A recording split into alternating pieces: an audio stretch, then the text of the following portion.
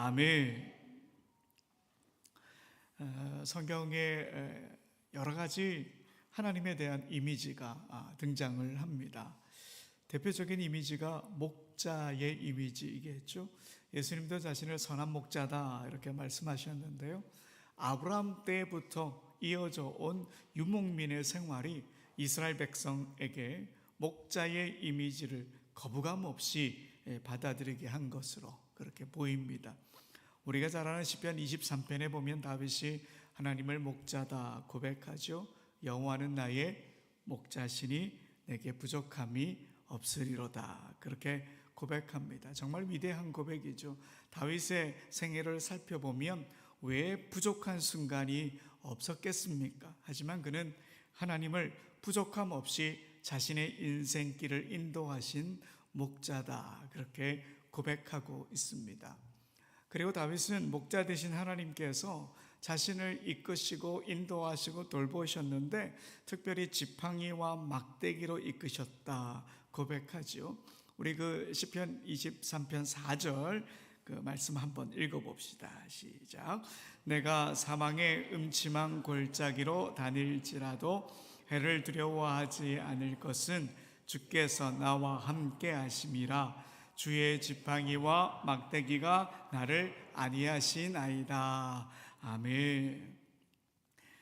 양치기 목동의 삶을 살았던 다윗이기에 양을 이끄는 데 사용했던 막대기, 그 막대기를 떠올리며 하나님께서 자신의 인생을 인도하셨다 그렇게 표현한 거죠. 오늘 스가랴 11장 읽었는데요. 여기서도 하나님은 자신을 목자로 표현하시면서 다윗이 고백했던 그 지팡이와 막대기가 구체적으로 과연 어떤 막대기였는가 설명해 주십니다. 은총과 연합의 막대기였다 그렇게 말씀하시죠.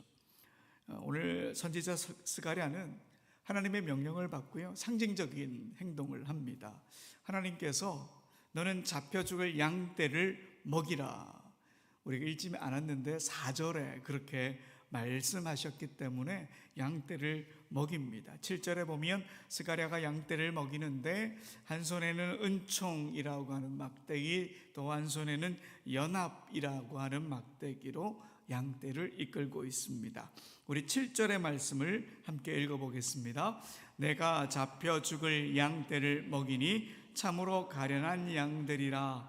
내가 막대기 둘을 취하여 하나는 은총이라 하며 하나는 연합이라 하고 양떼를 먹일세. 아멘. 하나님께서 스가랴에게 이런 행동을 하라고 하신 것은 하나님께서 이스라엘의 목자가 되신다라고 하는 사실을 한 번 더 일깨워 주시기 위함입니다. 그리고 메시아로 이 땅에 오실 예수 그리스도 또한 모든 이들의 목자가 되실 것이다 그 사실을 일깨워 주시기 위함입니다. 여러분, 이 스가랴는요 스가랴서는 크게 두 부분으로 나눕니다. 1장부터 8장까지는 포로기한 이후에 성전을 재건하는 그 시대적 배경을 갖고 있습니다. 그런데 9장 이후부터는 배경이 다릅니다. 성전 재건이 이루어진 후 그로부터 수십 년 지난 시기를 배경으로 하고 있습니다. 성전만 지어지면 모든 것이 잘 될 줄 알았는데 성전이 재건되었지만 수십 년이 지났지만 현실은 여전히 황폐하고 삶의 자리는 막막했던 거죠. 성전 완공이 되었지만 그들의 마음은 여전히 무너져 있었습니다. 정치 지도자도 종교 지도자도 백성들에게 참된 희망을 주지 못했고 거짓된 길로 백성들을 인도했죠. 그러자 하나님께서 스가랴를 다시 보내셔서 말씀하십니다. 하나님의 때가 오면 메시아가 오실 것이다. 그리고 그분이 하나님이 꿈꾸시는 세상을, 그러니까 너희가 소망하는 세상을 이끌 것이다 그렇게 말씀하시죠. 그러시면서 메시아도 은총의 막대기, 연합의 막대기로 유다를 이끌 것이라고 스가랴에게 상징적인 행동을 보이라 그렇게 말씀하신 겁니다. 여러분, 우리 주님 우리의 인생의 목자 되신 것을 믿으시죠? 여전히 우리도 은총의 막대기 그리고 연합의 막대기로 이끄십니다. 여러분, 오늘 본문에 은총이라고 하는 말, 우리 은총하면은 은혜와 같은 말로 여깁니다. 뭐 은혜든 은총이든 비슷하죠. 그런데 오늘 본문의 은총은 우리가 알고 있는 히브리어 단어와 좀 다릅니다. 보통 히브리어에서 은혜, 은총 이르면 어떤 단어를 쓰느냐 하면 헤세드 아니면 헨이라고 하는 단어를 씁니다. 이 똑같은 단어지만 어떨 때는 은혜로 번역되고 어떨 때는 은총 이렇게 번역이 됩니다. 그런데 오늘 본문의 은총은 이 헤세드나 헨이라고 하는 단어가 아니고요, 노암이라고 하는 단어입니다.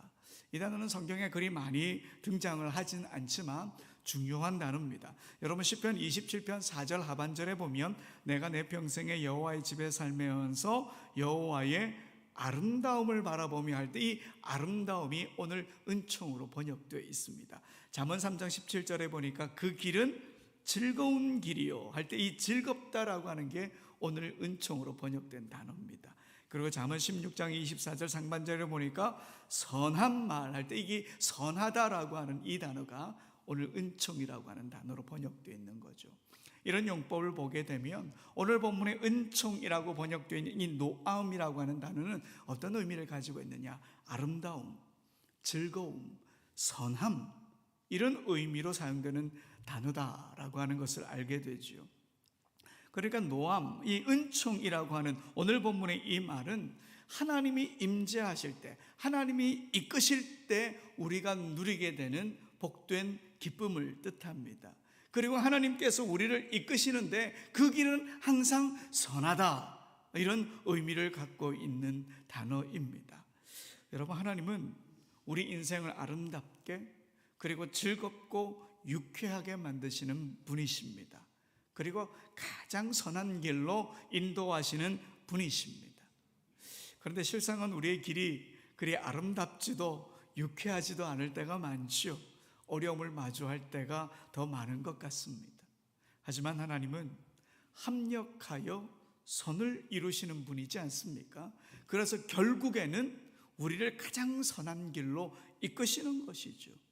그러니 우리 인생 어떤 순간과 마주하더라도 하나님께서 나의 인생을 아름답게 하신다, 나의 인생을 유쾌하게 하신다, 나의 인생을 가장 선한 길로 인도하신다, 그렇게 고백할 수 있어야 하는 거지요.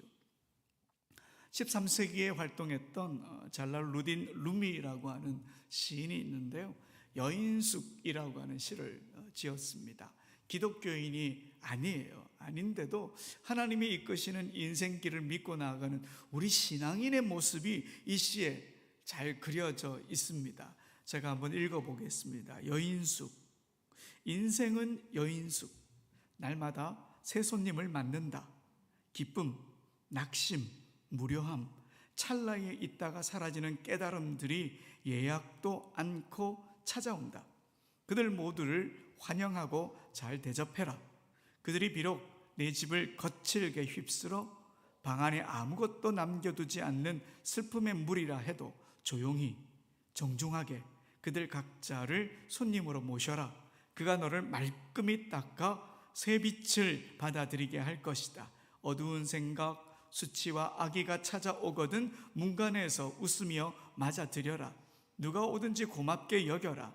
그들 모두 저 너머에서 보내어진 안내원들이니. 여러분 어떠십니까? 모든 순간들을 맞아들이는 여인숙처럼 인생을 살아내라는 거죠. 왜? 우리 인생은 그렇게 살아낼 수 있습니다. 하나님께서 우리 인생을 결국에는 아름답게, 유쾌하게, 선하게 바꾸실 거니까 우리가 그런 은총을 기대하며 살아가야 하는 것이죠.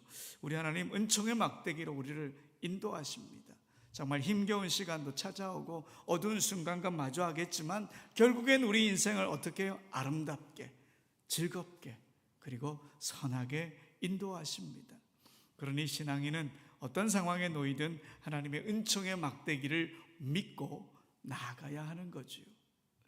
이제 하나님이 이끄시는 두 번째 막대기가 뭐라고요? 연합이라고 하는 막대기입니다.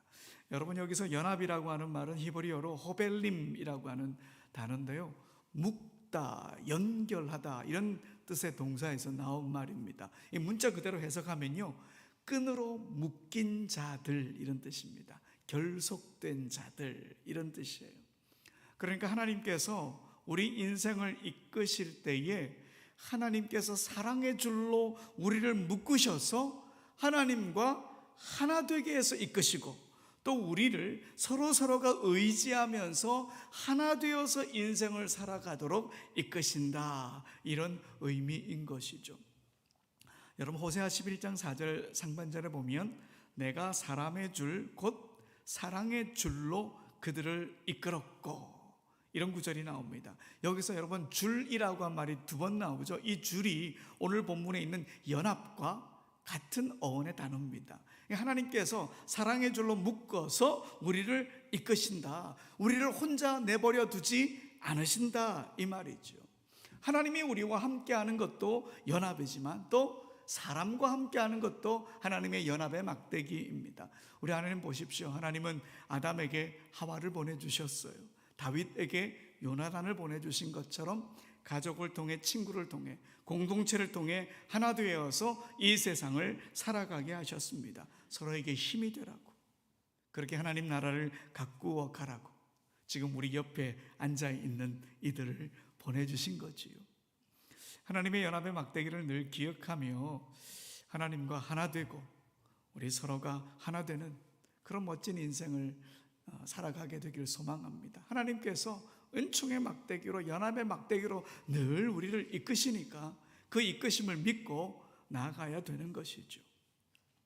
그런데 여러분, 사실 오늘 본문은요, 그리 유쾌한 본문이 아닙니다. 스가랴 11장은 비참한 예언입니다. 양떼가 목자를 배척하는 어리석은 선택을 함으로써 비참하고 잔혹한 멸망을 당하게 될 것이다, 그 내용이 담겨져 있습니다. 오늘 본문에서 스가랴가 양떼를 먹이고 있다가 한 달 동안 3명의 목자를 쫓아내는 일이 벌어졌습니다. 여러분, 스가랴 11장 8절 한번 더 읽어봅시다. 한 달 동안에 내가 그 3 목자를 제거하였으니 이는 내 마음에 그들을 싫어하였고 그들의 마음에도 나를 미워하였습니다. 사실 여기서 스가랴가 쫓아낸 이들이 누군지 본문에 명시되어 있지 않지만 분명한 것은 하나님께서 스가랴의 상징적인 행동을 통해서 그 사람들을 다 쫓아내고 하나님이 직접 목자가 되어서 그 백성을 돌보시겠다 하는 거죠. 하지만 양떼들은 이 새로운 목자를 따르지 않았습니다.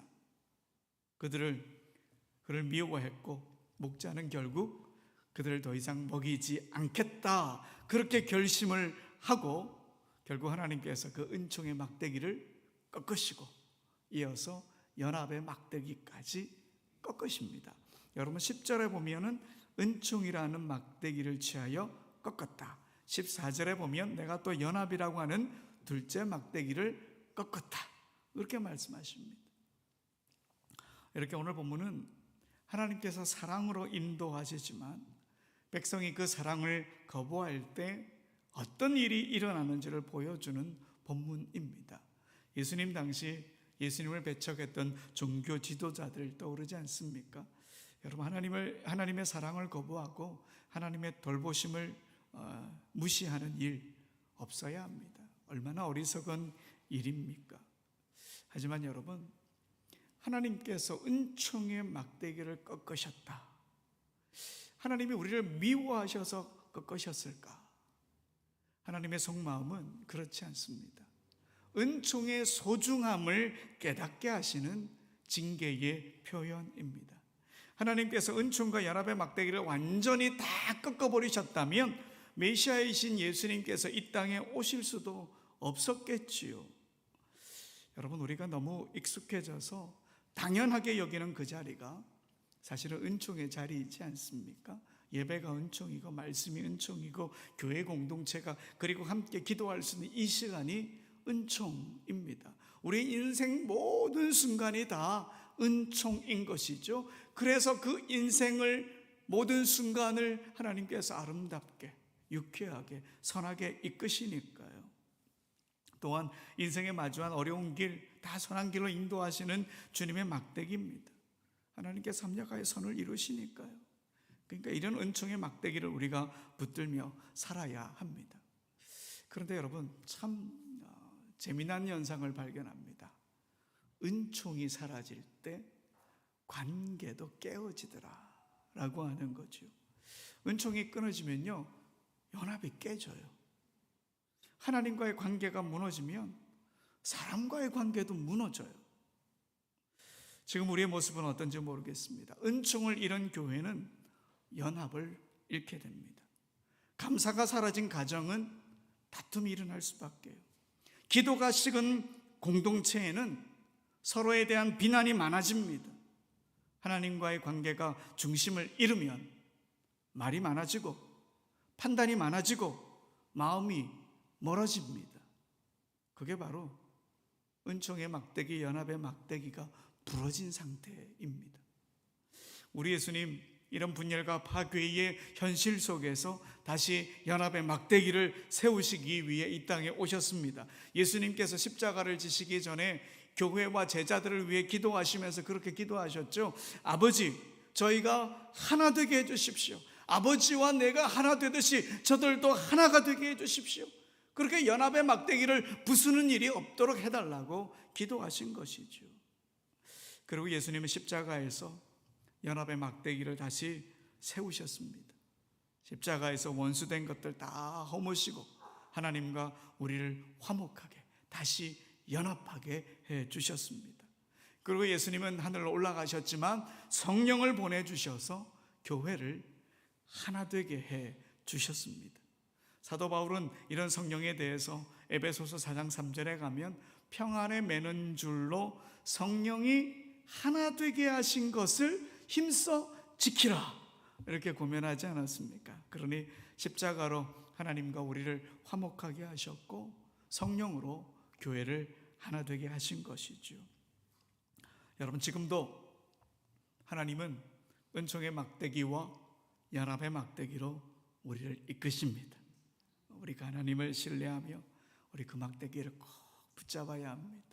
작은 일에도 감사하고 매 순간 주님의 인도를 신뢰하는 것, 그게 은총의 막대기를 딱 붙잡는 그런 삶입니다. 그리고 연합의 막대기, 그 연합의 막대기를 의지하고 붙드는 것은 하나님의 동행하심을 믿는 거예요. 또 우리의 삶의 자리에서 서로를 품고 용서하고 마음을 나누는 것, 바로 이것입니다. 비판보다 격려하고 분열보다 용서하고, 이게 바로 연합의 막대기를 신뢰하며 붙잡는 삶인 것이죠. 사랑하는 여러분, 우리 자신에게 한번 진실되게 물어봤으면 좋겠습니다. 나는 참된 목자이신 예수 그리스도를 진심으로 따르고 있는가? 나의 삶은 은총과 연합의 막대기를 이끄시는 그 주님을 정말 신뢰하고 있는가? 그 막대기를 부러뜨리고 있는 건 아닐까? 그 막대기를 붙잡고 살아가고 있는가? 우리 자신을 돌아보며 우리를 은총으로 연합으로 이끄시는 주님을 더욱더 신뢰하며 우리 인생을, 우리 가정을, 우리 교회를, 이 땅을 온전히 바로 세우며 살아가는 우리 모두가 되길 간절히 소원합니다. 우리 함께 은혜 찬양합시다.